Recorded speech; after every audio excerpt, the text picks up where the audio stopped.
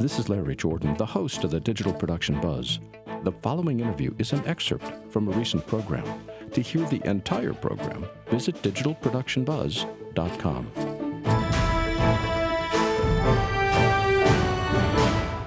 Jonathan Handel is an entertainment and technology attorney of counsel at Troy Gould in Los Angeles.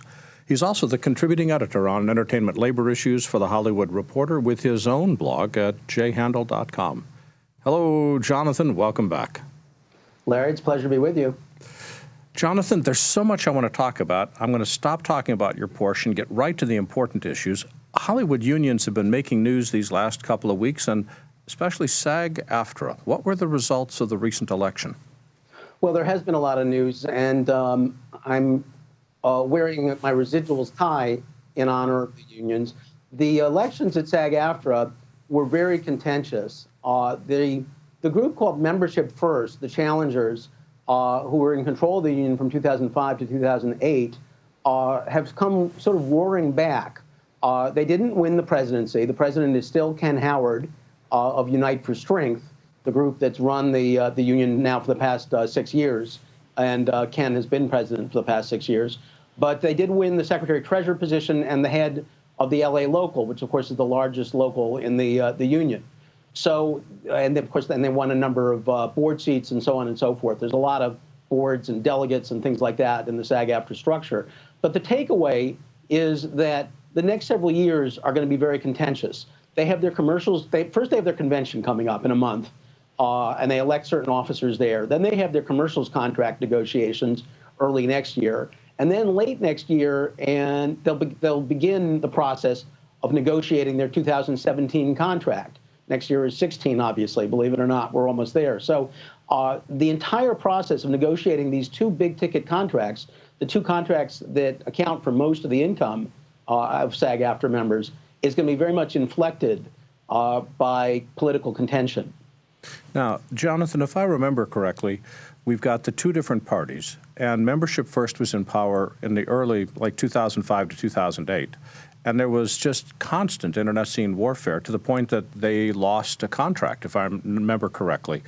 Are we looking to have this kind of inter-party warfare going on again? Well, it hopefully won't be as bad as it was because, of course, at that period, SAG and AFTRA had not merged. And so there was this big target for Membership First to say, look, AFTRA is undercutting us on deals. They're doing this, they're doing that. And there was sort of the specter of the other union there to contend with. But it is clear that we're going to be, hopefully not at that level of contention, but we are going to be seeing a more contentious period in contract negotiations. And that may affect how, how the studio relationship and commercials relationships play out. One of the interesting comments that was made by the Membership First people, the insurgents, as it were, in this election, was that AFTRA and SAG was losing money in royalties because of the way the contracts were negotiated. But your research turned up something different, did it not? Well, that's correct, at least to the extent that we have figures. We don't have figures for SAG-AFTRA, but we have figures for the Writers Guild. And there is a great degree of pattern in the way these unions bargain. It's why I'm able, I brought a prop today, which is the residuals book that I've been working on. And the cover of the residuals book is the residuals chart.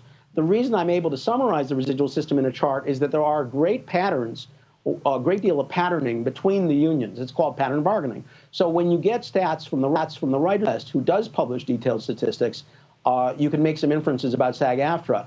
And for the first time last year, the Writers Guild new media residuals exceeded their network primetime residuals. I find that to be fascinating. New media exceeded primetime. That's right. That's right. So in practical terms, you're talking about Hulu. You're also talking, though, about Netflix and Amazon Prime reruns of programming made for other platforms. So it's not quite apples to apples, but the growth rate on new media is 40% year over year, whereas the decline in network primetime is 5% declining year over year. So this year, when we see the statistics play out, you're going to see an even stronger new media year and an even weaker network primetime year. Now, how would you describe the core disagreement between the two parties inside SAG-AFTRA? And because I remember Membership First, what's the other side called? Unite for Strength. Unite for Strength is the incumbents, and the core disagreement really goes back to merger, and it's whether merger has brought benefits or not. So believe it or not, at some level, Membership First is still fighting the merger battle, even though the unions merged 3 years ago. One thing that does bother them, and it's taken quite some time, is that the pension and health plans still have not merged. The health plan they are working on. The pension plan, it's a very difficult, a much harder situation. But one wonders, why has it taken 3 years? Part of that is that the contracts, the TV contracts and commercial contracts, didn't merge themselves until 2014. And so until those contracts were merged, it was unlikely that they were going to merge the pension or the health plans. But it still is obviously something that people are really dissatisfied with, because your earnings count for one plan or the other. And if you work under separate jurisdictions, as it were, you may not qualify for health under either. Whereas if you were combined in a single plan, you would. That's the essence of the problem that people have with this. Both sides have high-level actors representing or being visible on both Unite for Strength and Membership First. But something that you wrote about caught my attention, which is there's tens of thousands of actors which are at sort of the bottom level of the union, which used to be the Screen Extras Guild. And it sounds like they're being used as pawns in this whole discussion. Is that a true statement, and if so, how? Well, I don't want to wade into whether they're pawns or not, per se, but they certainly are a political factor. They're a group that is inherently going to be unhappy with the status quo, because the status quo for extras is that they're, paid like paupers and herded like cattle. And that's sort of way, honestly, that it's in great degree, it's going to continue to be, because there is a hierarchy of extras versus principal actors versus star actors. There's a pyramid in the way the economics and the way, frankly, the power works within the acting profession. So extras or background actors, as well as stunt performers, do play a significant role in the politics here. And in fact, Jane Austen, the woman who ran for Secretary-Treasurer and for LA board president on the Membership First ticket, is actually not an actor. She is a stunt performer. So the head of the largest actors union in the world is not actually, per se, an actor. It's kind of surprising. Do you think the two top executives, one from each of the different parties, are going to be able to work together? The initial statements were all very conciliatory and we're all in one family, but sometimes those can be deceptive. I think it's going to be difficult. There is a lot of mistrust. There's a lot of politicking. The convention process, where they elect the executive vice president, who in many ways is more powerful than the secretary-treasurer, really is the second most powerful elected officer. That's probably going to end up being contentious, but it probably will end up being the Unite for Strength candidate, because Membership First didn't want enough delegate candidates to really control the convention. But it's difficult politics for them.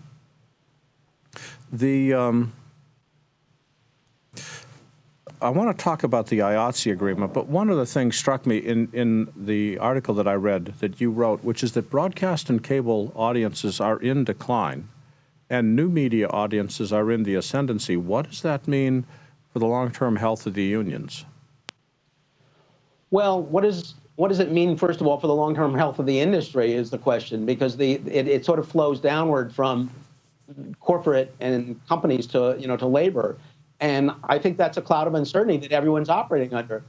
One of the points is, if you are able to successfully get off of, as a consumer, get off of a $100 a month cable package and go to a $40 a month skinny package, or never buy the $100 package in the first instance and just buy your skinny package with Netflix and Amazon Prime and maybe a bit of cable, you're talking less money that flows into the system.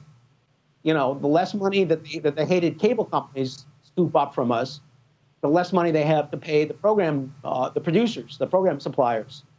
And in turn, the less money flows to the unions.